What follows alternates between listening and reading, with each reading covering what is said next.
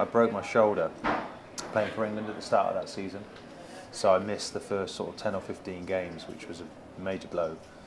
But got back just in time to make an impact on the season. Yeah. Yeah. But that was it was quite a bad injury.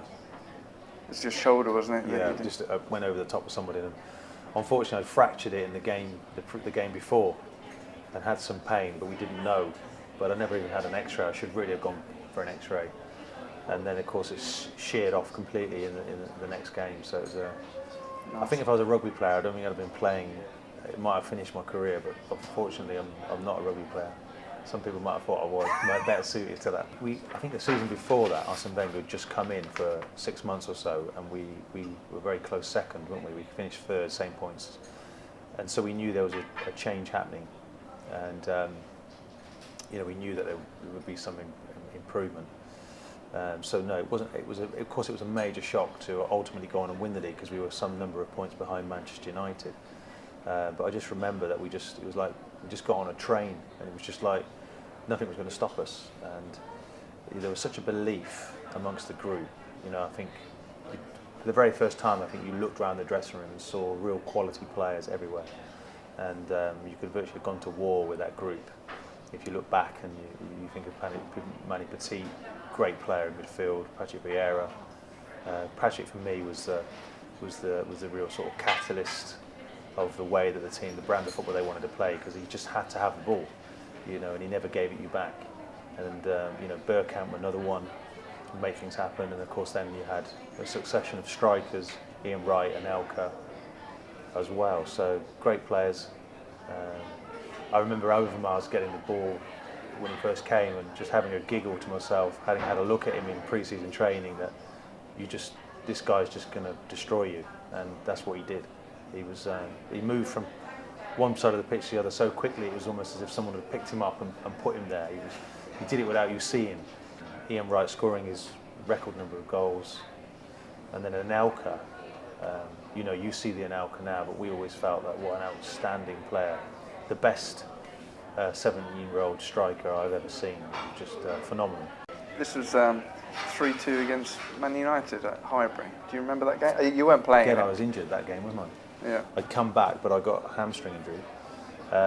David Platt, that's probably his biggest contribution to the season. I think he was a substitute for 32 matches that year.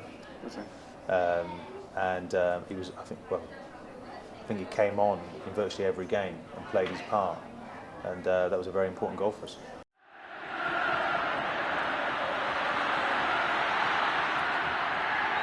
That defining moment of the season, losing against Blackburn. I mean, I don't think you could afford to lose like that now, such as the standard. After the Blackburn game, Tony Adams didn't play then for about 7 or 8 games. He was injured and was playing with injuries. And I seem to remember match of the day actually, pulling him apart. But he was playing with injuries, and Steve Bold had been playing and I'd been playing when I was fit. And it changed. It was a really big change around. The manager held a meeting at that point, basically an inquest as to why we'd kind of lost our form. And after that, we completely turned it around, and I think we won 10 games. The last 10 games of the season, we won until we kept winning till we needed to win the championship, and it was a fantastic feeling.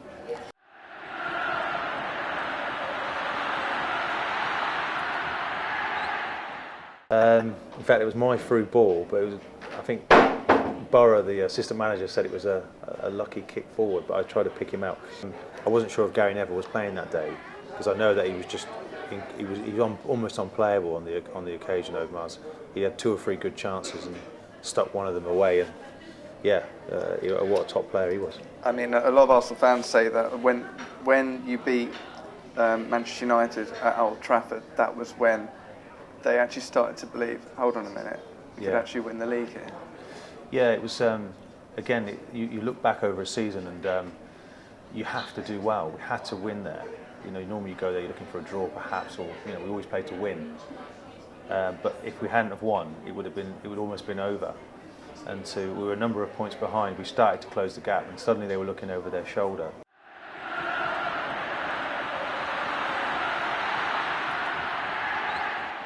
Won the game 2-1.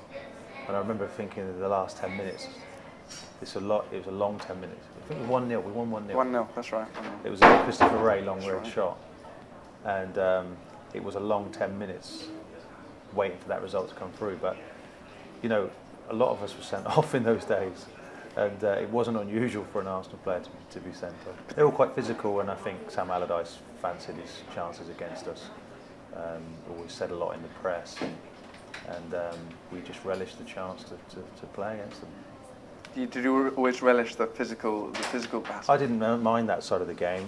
You know, again, you know, I enjoyed playing football, but you know, there were times when became very physical. We played a very direct approach.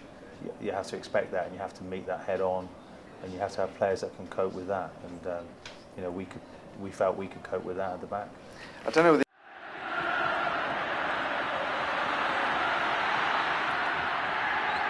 I do, and I do remember Dennis Bergkamp getting sent off, and thinking to myself, it didn't matter, because the players were that good. You know, it doesn't matter. We're not going out. They're not going to beat us. And it was, I know, like the Alamo for quite a period. And then we scored. We went 1-0 up, down to 10 men. Went 1-0 up.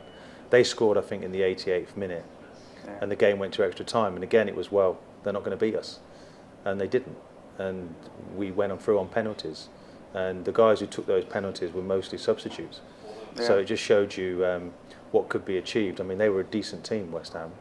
Yeah. Harry had them playing with real confidence, and to play under the lights at Upton Park is quite an experience, quite an intimidating place.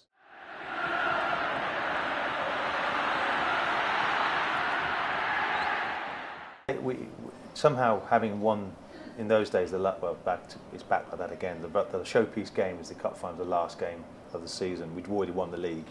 Somehow we were able to relax a lot more because the thing was in the bag, and it was just a great day. Typically hot day at Wembley, and I remember being on the pitch actually with Geordie Armstrong, who stopped me in my tracks to look around the stadium and not to rush off, because they'd done something similar in '71. Being a young player at the club. You know, I remember working with Don Howe, and everything we did, pre-season training, you know, you've got to be better than the '71 group. You know, they would have done more, and they would have ran faster, and they would have. So that was the being at the club as a youngster. That was the ambition, and there we were suddenly having achieved that. So it felt good, and to be there with Geordie Armstrong as well, who, God rest his soul, it told me to look around, enjoy it, and take it in, because it'd be gone like a flash. And you'll be talking about it in years to come, like we are now. See all the young faces there. Yeah, that was a great day. I mean, the reception we got from the fans was stunning, really. That does live on in the memory. It's always nice, actually, to go back to the North London area, because I didn't live in London. I did as a kid, but I moved away.